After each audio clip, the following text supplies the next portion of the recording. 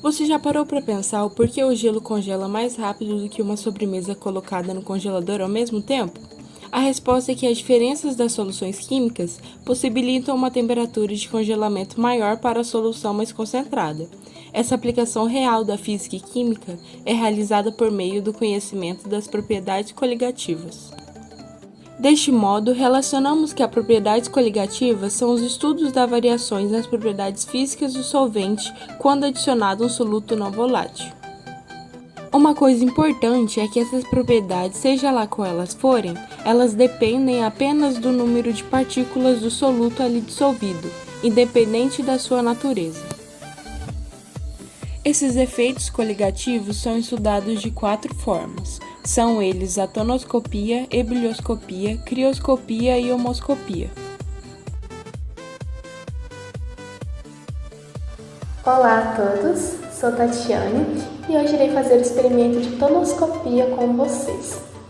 Para o nosso experimento, coloquei 2 copos de 500 ml com H2O e marquei com fita em uma parte do copo. Em um desses recipientes, adicionei soluto não volátil, já em outro, deixei permanecer com a água pura. Adicionei assim 6 colheres de sopa de açúcar, que nesse experimento é o nosso soluto não volátil.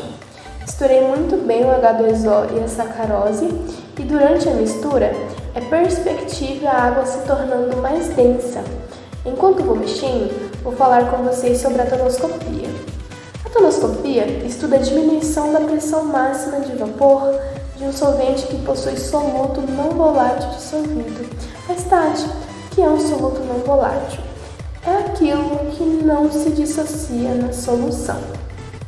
Como vocês podem ver no vídeo, assim que eu termino de mexer o nosso soluto, nossa mistura, eu tampo com 2 potes, para a gente ter que eles não sejam interferidos pelo ambiente. E assim, depois de em torno de 8 horas, eu volto com os nossos copos. Quando a gente retira a tampa dos 2 copos, é perceptível ver que o líquido que estava com açúcar dificultou a evaporação. Tendo menos evaporação no copo, também há diminuição da pressão, então não tem como ela evaporar, sendo um processo mais demorado. Então, quanto mais açúcar a gente adicionar, melhor ainda será a pressão máxima de vapor. E esse foi um pouco de tonoscopia para vocês.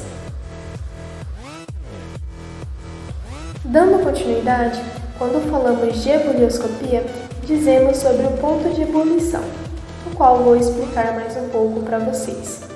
Ao início do nosso experimento, adicionamos 100 ml de H2O e colocamos em recipiente que possa ir ao fogo. Então, esperamos atingir o ponto de ebulição. O efeito surgiu rápido, então acrescentamos 2 colheres de sopa de NaCl. Percebemos que a água com NaCl demora mais a ferver, no caso, atrasando o período de ebulição. Quando adicionamos o soluto não volátil, o ponto de ebulição aumenta, fazendo com que demore mais para atingir os 100 graus. É como se as partículas de soluto segurassem as do solvente, dificultando assim a passagem ao estado gasoso. Esse é um pouco de ebullioscopia, no qual nós efetuamos um experimento de propriedades coligativas. A crioscopia refere-se ao abaixamento da temperatura de fusão do solvente pela adição do soluto, ou seja, se refere ao abaixamento do ponto de congelamento do solvente. Para o experimento, nós utilizamos uma placa de gelo, barbante e sal. Primeiramente foi colocado o barbante em cima do gelo, como já esperado, nada aconteceu.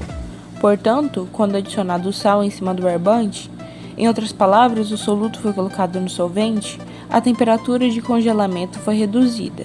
Assim, por enquanto que o gelo embaixo do barbante derretia, em cima congelava. Assim sendo possível o gelo ficar suspenso apenas com o barbante.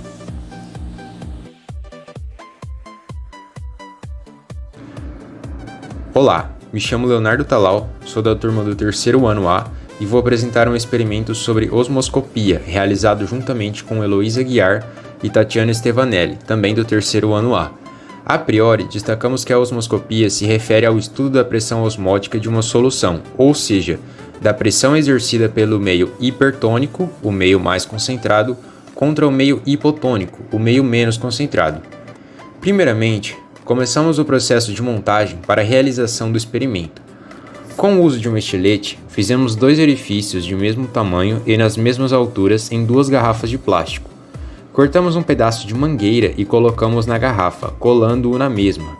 Depois disso, colamos um pedaço de pano na outra extremidade da mangueira, representando uma membrana semipermeável, isto é, uma membrana que permite a passagem apenas do solvente, no caso, a água. Colamos a outra ponta da mangueira na outra garrafa, ligando as duas. Quando a cola secou, adicionamos água em uma das garrafas, de modo que esta passasse de uma para a outra, até que a quantidade de água ficasse igualada nas 2 garrafas. Quando igualadas, adicionamos sal em uma das garrafas, aumentando a concentração da solução. Dessa forma, a garrafa com água sem sal se tornou um meio hipotônico, enquanto a garrafa com água e sal se tornou um meio hipertônico. Assim, a água passou do meio hipotônico para o meio hipertônico, criando um desequilíbrio na quantidade de água presente em cada garrafa.